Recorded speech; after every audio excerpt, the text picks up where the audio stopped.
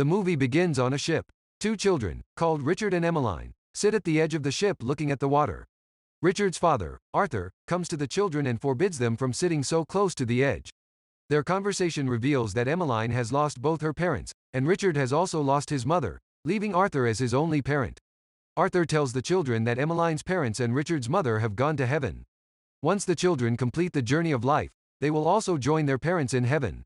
Later that day, Richard finds some nude photos in Paddy's cabin and curiously starts going through them. Emmeline also joins him and asks him what he's looking at.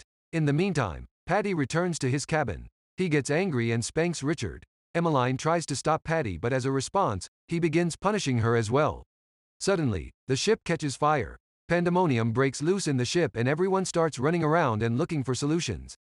When it becomes evident that the ship will explode, people get on emergency boats and evacuate the ship. Arthur and his fellow crewmates get on a boat and move away from the ship, while Paddy and the children get on a different boat. They hastily row away from the ship to get as far from it as possible before the explosion. The ship shortly explodes into pieces, erupting into a cloud of smoke. Due to the smoke, Arthur and Paddy are unable to locate each other's ships and drift away from each other. Paddy searches the boat for something useful. However, he finds nothing apart from some wedding photos and clothes.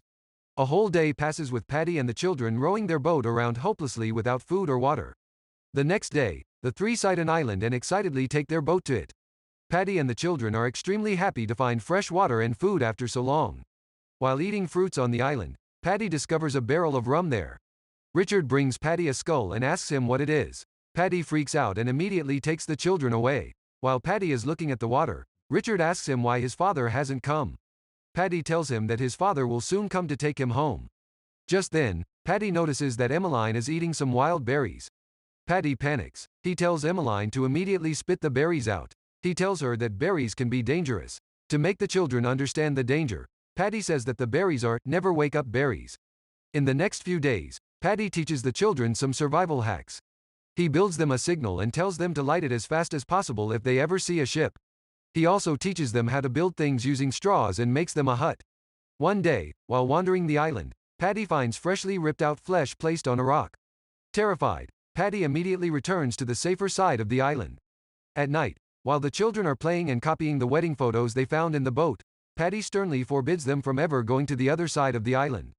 The children ask him why. Paddy tells them that the boogeyman lives on the other side and that he eats children.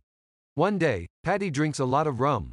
He dances with the children around the fire and then falls asleep. The children leave him there and go inside the hut. Later, a very drunk Paddy is shown going into the water.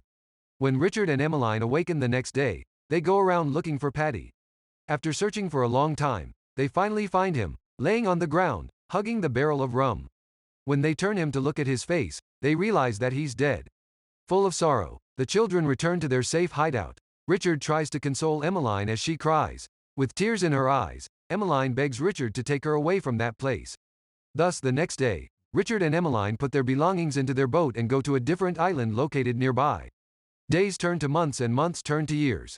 The children grow up into teenagers on the island. On Christmas, Richard brings Emmeline pearls. This makes Emmeline very happy and she kisses Richard for the first time. One day, while bathing in a pond, Emmeline notices herself bleeding. Not having any knowledge about menstruation cycles, Emmeline freaks out and calls Richard for help. Richard immediately rushes to Emmeline. However, when he reaches her, Emmeline forbids him from coming closer. Richard notices the blood and asks Emmeline